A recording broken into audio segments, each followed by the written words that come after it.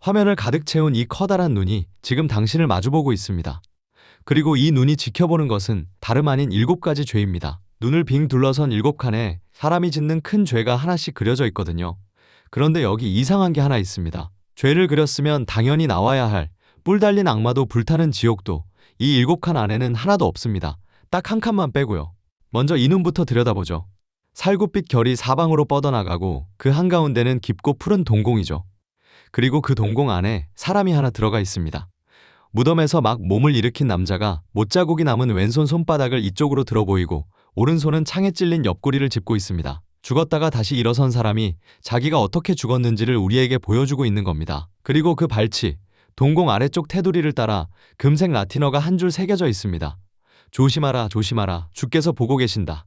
그러고 보면 이 거대한 원은 그냥 원이 아니라 예부터 신의 눈으로 읽혀온 것이죠. 스페인 마드리드의 프라도 미술관에 걸린 히에로니무스 보스의 7가지 대죄와 4가지 종말입니다. 그 눈을 빙 둘러싸고 부채꼴로 7칸이 놓여 있습니다. 가로는 140, 세로는 120cm 남짓이고요. 그리고 화면 내 귀퉁이에는 작은 원이 하나씩 더 박혀 있습니다. 그 네 귀퉁이 중에서 왼쪽 아래 원부터 먼저 열어보겠습니다. 지옥입니다. 붉은 불빛이 도는 어두운 땅에 악마들이 우글거리고 벌거벗은 사람들이 이리저리 끌려다니며 벌을 받고 있죠. 악마 하나가 칼을 뽑아 들었습니다. 돌판 위에 사람을 뒤집어 눕혀놓고 그 위로 칼을 내리찌르는 중이죠. 이 자리에 붙은 라틴어 라벨은 분노입니다. 그 위쪽 비탈에서는 벌거벗은 사람들이 땅바닥을 기고 있습니다. 개들이 뒤를 쫓으며 다리를 물어뜯고 있죠. 여기 붙은 라벨은 질투입니다. 가운데에는 붉은 천막이 하나 서 있습니다.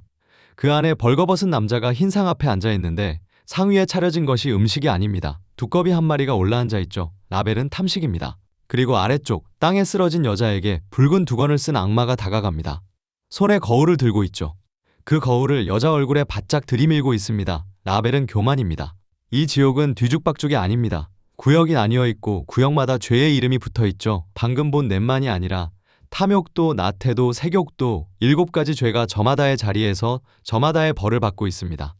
우리가 아는 보스가 여기 다 있죠. 물고기가 하늘을 날고 사람이 악기에 갇히는 그 세계, 지옥을 그리게 하면 서양 미술에서 이 사람을 따라갈 화가가 없다는 바로 그 세계 말입니다. 그런데 이 그림의 진짜 이상한 점은 여기서부터입니다.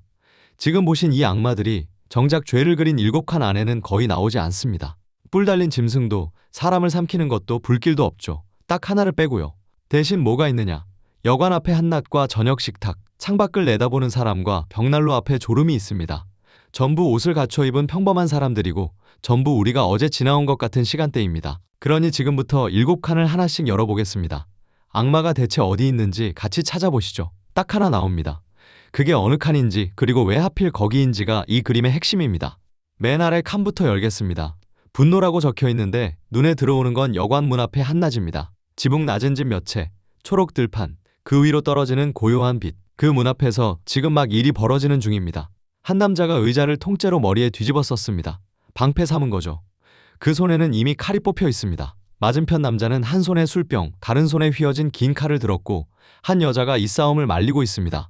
이 싸움이 어디서 시작됐는지는 사람이 아니라 바닥이 말해줍니다. 벗겨진 신발이 두 짝 따로 떨어져 있고 검은 모자는 저만치 굴러가 있고 붉은 망토는 통째로 벗겨져 널브러져 있죠. 뒤집힌 탁자도 보입니다. 웃으며 한잔하던 자리였다는 뜻입니다. 말 한마디가 잘못 나갔고 옷이 벗겨지도록 뒹굴었고 이제는 양쪽 다 칼을 뽑았습니다. 500년 전 그림인데 어젯밤 어느 술집 앞에서 있었던 일 같습니다.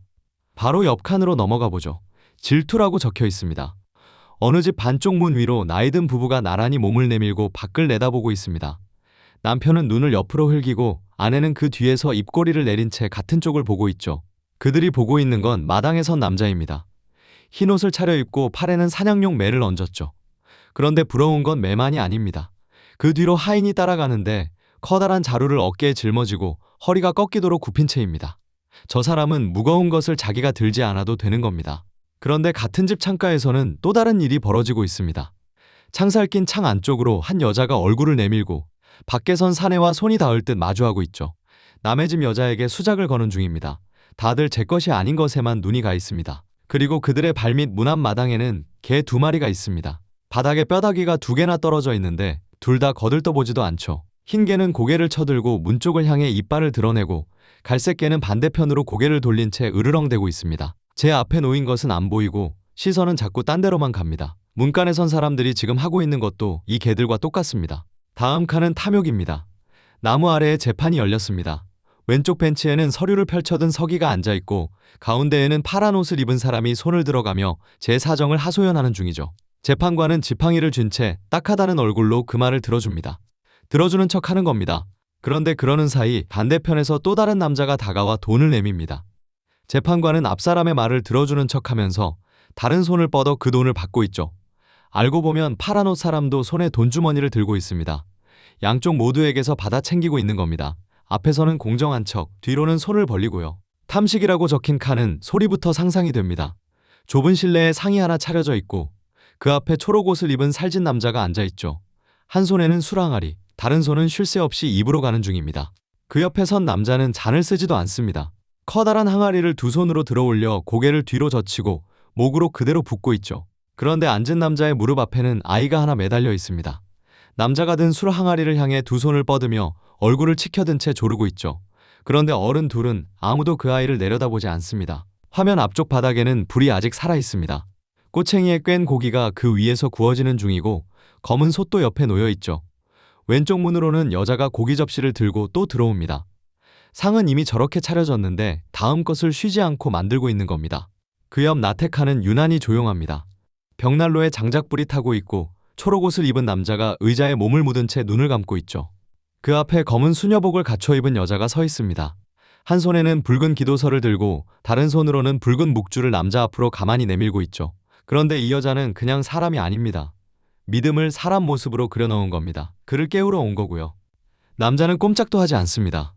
믿음이 바로 코앞까지 와 있는데 눈을 뜨지 않죠. 이 칸에서 벌어지는 사건이라고는 그게 전부입니다. 다시 바깥으로 나옵니다. 세욕입니다. 초록 들판에 짙은 붉은 천막이 하나 서 있고 그 안에 잘 차려입은 남녀 두 쌍이 어울려 있죠. 옆 탁자에는 은빛 주전자와 과일을 담은 접시가 놓여 있습니다. 천막 오른쪽 풀밭에서는 광대 둘이 지팡이를 휘두르며 흥을 돋우고 있고 앞쪽 풀밭에는 하프와 피리가 놓여 있습니다. 어느 봄날의 소풍처럼 보이죠.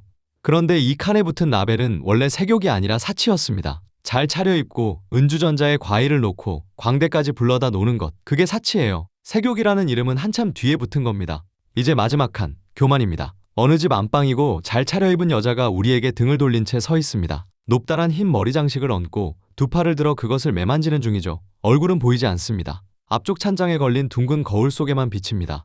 방 안을 둘러보면 이 사람이 어떻게 사는지가 보입니다. 찬장 위에는 흰 주전자 2개와 뚜껑 덮인 그릇, 금빛 촛대가 줄지어 올라가 있고 창가에는 꺾어온 꽃을 꽂은 화병이 놓여 있죠. 감나가는 것들에 둘러싸인 방입니다. 그리고 바로 여기서 앞에 6칸에 없던 것이 나옵니다.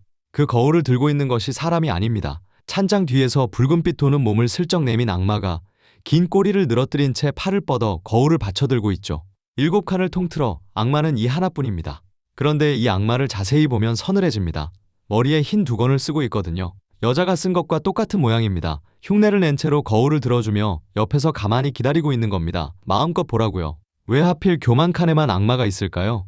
앞에 6칸을 떠올려 보세요. 화내고 부러워하고 뒷돈 받고 많이 먹고 게으름 피우고 이건 다들 나쁜 짓인 걸 알면서 하는 겁니다. 하면서도 속으로는 찔리죠. 그런데 거울 앞에 이 사람은 다릅니다. 자기가 잘못하고 있다는 생각조차 안 해요.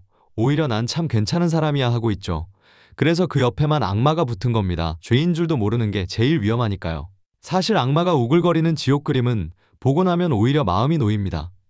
난 저런 악마가 아니잖아 하면 그만이니까요. 그런데 이 그림은 그 도망칠 구석을 막아버립니다. 여기 죄라고 그려놓은 건 술 마시다 목소리 커지고 남 가진 게 부럽고 한 그릇 더 먹고 오늘은 쉬자며 눈 감는 일, 전부 내가 어제도 한 일이거든요. 난 아니야 라고 발뺌할 수가 없습니다. 그래서 이 그림이 악마 가득한 지옥보다 더 서늘합니다. 그리고 아까 본 지옥으로 다시 돌아가 보면 소름 돋는 게 하나 있습니다. 방금 7칸에서 만난 그 평범한 사람들이 지옥에서 하나씩 다시 나옵니다. 살아서 하던 그 짓이 그대로 벌이 되어서요. 먼저 탐식입니다. 앉아서 먹던 사람은 지옥에서도 상 앞에 그대로 앉아있죠. 다만 상에 올라온 것이 음식이 아니라 두꺼비일 뿐입니다. 분노. 여관 앞에서 칼을 뽑던 사람은 이번엔 그 칼에 찔려 돌판 위에 눕혀집니다. 질투. 남의 것을 넘겨다보던 사람은 이번엔 자기가 개에게 다리를 뜯깁니다. 탐욕. 뒷돈을 받던 재판관은 금화가 펄펄 끓는 가마솥 안에 잠겨있죠. 색욕. 천막에서 소풍을 즐기던 연인은 붉은 침대 위에서 팔을 허우적대고 있고요. 그리고 나태, 벽난로 앞에서 끝내 안 일어나던 사람은 모루 위에 엎어진 채 망치를 맞고 있습니다. 그리고 거울입니다. 교만칸에서 악마는 흰 두건을 쓰고 거울을 예쁘게 들어줬습니다. 더 오래 보라고요. 지옥에서는 같은 악마가 붉은 두건을 쓰고 같은 거울을 얼굴에 들이밉니다. 이번엔 눈을 감을 수가 없죠. 그런데 두 거울이 똑같지가 않습니다. 방 안에서 여자가 들여다보던 거울은 환하게 빛나면서 그 얼굴을 곱게 비춰주고 있었죠. 지옥에서 들이미는 거울은 새까맣습니다. 평생 자기 얼굴을 보며 살았는데 마지막에 거울을 보니 아무것도 비치지 않는 겁니다. 그러니까 이 그림에서 벌은 새로 만들어지는 게 아닙니다. 살아서 좋아했던 그것이 그대로 벌이 되는 겁니다. 거울을 좋아한 사람에게는 거울을, 상을 좋아한 사람에게는 상을 계속 차려줍니다. 다만 이제는 그만둘 수가 없을 뿐이죠. 남은 세 개의 원도 보겠습니다. 왼쪽 위는 죽음입니다. 어느 침실이고 한 남자가 침대에 누워 마지막 숨을 쉬고 있습니다. 사제가 머리맡에서 성경을 펴 읽고 수도사가 무릎을 꿇고 십자가를 받쳐들고 있죠. 그런데 침대 머리맡 옷장 위에는 검은 악마 하나가 웅크리고 앉아 아래를 내려다보고 있습니다. 침대 옆 커튼 뒤에서는 흰 수의를 걸친 해골이 창을 들고 다가서는 중이고요. 방 안의 사람들은 아무도 그것들을 보지 못합니다. 그런데 같은 방 안에 천사도 있습니다. 침대 머리 쪽에서 두 손을 모으고 서 있죠. 악마와 천사가 한 방에서 같은 사람을 지켜보고 있는 겁니다. 아직 어느 쪽이 데려갈지 정해지지 않았다는 뜻이고 그 결정이 지금 이 침대 위에서 내려지고 있다는 뜻입니다. 그리고 화가는 여기에 한 장면을 더 붙여놨습니다. 열린 문 바깥 옆방에 여자 둘이 앉아 있습니다. 안에서 사람이 죽어가는데 그들은 그쪽을 보지도 않고 각자 할 일을 하고 있죠. 누군가의 마지막 순간은 몇 걸음 떨어진 곳에서는 그냥 평범한 오후입니다. 오른쪽 위는 최후의 심판입니다. 푸른 하늘을 등지고 그리스도가 붉은 망토를 걸친 채 정면을 향해 앉아 있습니다. 한 손은 펼쳐 내밀었고 다른 손은 옆구리에 얹혀 있죠. 그 옆구리에는 창에 찔린 자국이 그대로 남아 있습니다. 그런데 그 머리 양옆으로 뻗어 있는 두 가지가 눈에 걸립니다. 한쪽에는 하얀 꽃이 달린 백합가지가, 다른 한쪽에는 칼 한 자루가 뻗어 있거든요. 백합은 용서를, 칼은 심판을 뜻합니다. 두 개가 같은 높이로 나란히 있다는 건 어느 쪽으로 갈지가 아직 정해지지 않았다는 뜻이죠. 그 둘레로는 천사 넷이 긴 나팔을 불고 있습니다. 나팔 소리가 어찌나 컸는지 맨 땅에서 깨어난 사람들 중에는 귀를 틀어막는 이도 있죠. 무덤을 열고 하나둘 몸을 일으키는 중입니다. 마지막 오른쪽 아래는 천국입니다. 성 베드로가 문 앞에 서서 벌거벗은 사람들을 하나씩 안으로 들이고 있죠. 위층에는 그리스도가 책을 펴들고 앉아 있고 아래쪽 풀밭에서는 천사들이 악기를 연주하고 있습니다. 그런데 그 문 옆에 아직 끝나지 않은 실랑이가 하나 남아 있습니다. 검은 악마가 여자 하나를 붙들고 늘어지는데 천사가 긴 십자가로 그 악마를 찔러 여자를 떼어내는 중이죠. 천국 문 앞에서까지 이러고 있는 겁니다. 그런데 이 천국을 지옥과 나란히 놓고 보면 한 가지가 눈에 띕니다. 지옥에서는 사람들이 저마다 다른 자리에서 다른 벌을 받고 있는데 천국에서는 다들 한 줄로 서서 같은 문을 통과하고 있거든요. 죄는 저마다 다르지만 구원은 하나라는 걸 화가는 줄 세우기 하나로 보여줍니다. 화면 위와 아래에는 두루마리가 하나씩 펼쳐져 있고 거기에 구약 성경의 한 대목이 적혀 있습니다. 위쪽에는 저들은 소견이 없는 백성이라 그들 중에 지혜가 없도다. 아래쪽에는 그들이 지혜가 있어 이것을 깨닫고 자기의 마지막을 헤아렸으면 좋으련만. 그리고 이 그림이 어디에 놓여 있었는지를 알면 저 문장이 조금 다르게 들립니다. 가로 140에 세로 120. 벽에 걸기엔 어정쩡한 이 크기는 이게 원래 탁자의 상판이었을 것으로 보기 때문입니다. 그렇다면 사람들은 이 그림을 올려다본 게 아니라 내려다봤다는 이야기가 됩니다. 밥을 먹고 이야기를 나누다가 문득 고개를 숙이면 거기 눈 하나가 나를 마주보고 있는 겁니다. 벽에 걸린 그림은 안 보면 그만이지만 상위에 놓인 눈은 피할 방법이 없죠. 이 그림에는 유명한 주인이 하나 있었습니다. 스페인의 왕 펠리페 2세입니다. 그는 1560년이 되기 전에 이 그림을 손에 넣었고 자기가 가진 수많은 보스 그림 중에서 이것을 가장 아꼈습니다. 그리고 에레스코리알 궁에 자기 침실에 걸어두었죠. 당대 유럽에서 가장 강한 권력을 쥐고 있던 사람이 잠들기 전과 눈을 뜬 직후에 이 눈을 마주봤다는 뜻입니다. 조심하라, 주께서 보고 계신다. 1574년에 그가 이 그림을 수도원에 기증했을 때 목록에는 보스가 직접 그린 진품이라고 적혔습니다. 그런데 여기서 이야기가 한 번 더 뒤집힙니다. 1898년부터 이 그림이 정말 보스의 손에서 나온 것인지를 의심하는 목소리가 계속 나왔거든요. 그리고 2015년 보스의 작품을 조사해온 연구팀이 결론을 내놓았습니다.